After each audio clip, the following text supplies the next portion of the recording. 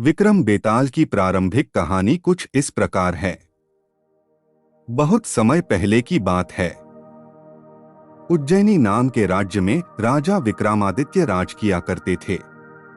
राजा विक्रमादित्य की न्यायप्रियता, कर्तव्यनिष्ठता और दानशीलता के चर्चे पूरे देश में मशहूर थे।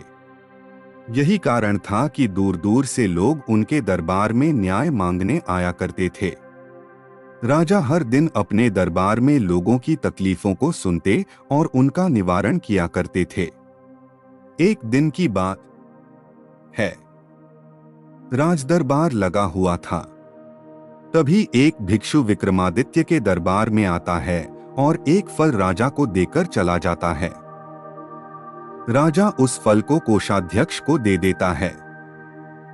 उस दिन के बाद से हर रोज वह भिक्षु राजा के दरबार में आने लगा।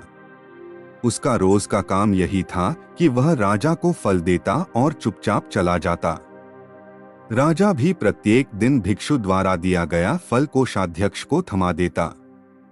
ऐसे करते करते करीब 10 साल बीत गए। एक दिन जब भिक्षु फिर राजा के दरबार में आकर फल देता है, तो इस बार राजा फल कोषाध्यक्ष को न देकर वहां मौजूद एक पालतू बंदर के बच्चे को दे देते हैं। यह बंदर किसी सुरक्षाकर्मी का था, जो छूटकर अचानक राजा के पास आ जाता है। बंदर जब उस फल को खाने के लिए तोड़ता है, तो उस फल के बीच से एक बहुमूल्य रत्न निकलता है। उस रत्न की चमक को देख राज दरबार में मौजूद सभी लोग हैरत में पड़ जाते हैं। राजा भी यह नजारा देख आश्चर्य में पड़ जाता है। राजा कोषाध्यक्ष को इससे पूर्व भिक्षु द्वारा दिए गए सभी फलों के बारे में पूछता है। राजा के पूछने पर कोषाध्यक्ष बताता है कि महाराज, मैंने उन सभी फलों को राजकोष में सुरक्षित रखवा दिया है। मैं उन सभी फलों को अभी लेकर आता हूं। कुछ देर बाद कोषाध्यक्ष राजा को आकर बताता है कि सभी फल सड़ गल गए हैं। उनके स्थान पर बहुमूल्य रत्न बचे हुए हैं। यह सुनकर राजा बहुत खुश होता है और कोषाध्यक्ष को सारे रत्न सौंप देता है। अगली बार जब भिक्षु फल लेकर दोबारा विक्रमादित्य के दरबार पहुंचता है, तो राजा कहते हैं, भिक्षु, मैं आपका फल तब तक ग्रहण नहीं करूंगा जब तक आप यह नहीं बताते कि हर दिन आप इतनी बहुमूल्य भेंट मुझे क्यों अर्पित करते हैं। राजा की यह बात सुन भिक्षु उन्हें एकांत स्थान पर चलने को कहता है। एकांत में ले जाकर भिक्षु राजा को बताता है कि मुझे मंत्र साधना करनी है और उस साधना के लिए मुझे एक वीर पुरुष की जरूरत है। चूंकि मुझे तुमसे वीर दूसरा कोई नहीं मिल सकता, इसलिए यह बहुमूल्य उपहार तुम्हें दे जाता हूं। भिक्षु की बात सुन राजा विक्रमादित्य उसकी सहायता करने का वचन देते हैं। तब भिक्षु राजा को बताता है कि अगली अमावस्या की रात को उसे पास के श्मशान आना होगा, जहां वह मंत्र साधना की तैयारी करेगा। इतना कहकर भिक्षु वहां से चला जाता है।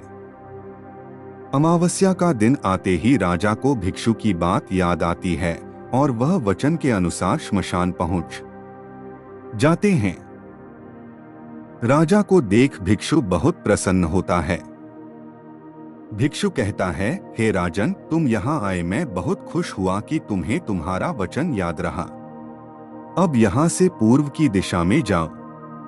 वहां एक महाश्मशान मिलेगा। उस महाश्मशान में एक शीशम का एक विशाल वृक्ष है। उस वृक्ष पर एक मुर्दा लटका हुआ है। उस मुर्दे को तुम्हें मेरे पास लेकर आना है। भिक्षु की बात सुनकर राजा सीधे उस मुर्दे को लाने चल देता है। महाश्मशान में पहुंचने के बाद राजा को एक विशाल शीशम के पेड़ पर एक मुर्दा लटका हुआ दिखाई देता है। राजा अपनी तलवार खींचता है और पेड़ से बंधी डोर को काट देता है। डोर कटते ही मुर्दा जमीन पर आ गिरता है और जोर से चीखने की आवाज आती है। दर्द भरी चीख सुन राजा को लगता है कि शायद यह मुर्दा नहीं बल्कि कोई जिंदा इंसान है। थोड़ी देर बाद जब मुर्दा तेजी से हंसने लगता है और फिर पेड़ पर जाकर लटक जाता है तो विक्रम समझ जाता है कि इस मुर्दे पर बेताल चढ़ा है। काफी कोशिश के बाद विक्रम बेताल को पेड़ से उतार अपने कंधे पर टांग लेते हैं। इस पर बेताल विक्रम से कहता है, विक्रम मैं तेरे साहस को मान गया, तू बड़ा ही पराक्रमी है। मैं तेरे साथ चलता हूँ, लेकिन मेरी एक शर्त है कि पूरे रास्ते में तू कुछ भी नहीं बोलेगा। विक्रम सिर हिलाकर हाँ में बेताल की बात मान लेता है।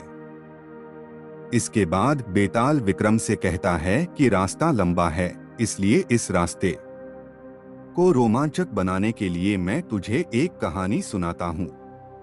तो यह थी विस्तार से राजा विक्रम, योगी और बेताल की आरंभिक कहानी। यही से शुरू होता है बेताल पच्चीसी की 25 कहानियों का सफर, जो बेताल एक एक करके विक्रम को सुनाता है। कहानियों के विक्रम बेताल के इस भाग में आपको बेताल पच्चीसी की सभी कहानियां एक साथ सुनने को मिलेंगी। कहानी की सीख, एक राजा को हमेशा विक्रमादित्य की तरह साहसी और पराक्रमी होना चाहिए, तभी वह अपनी प्रजा की रक्षा कर सकता है।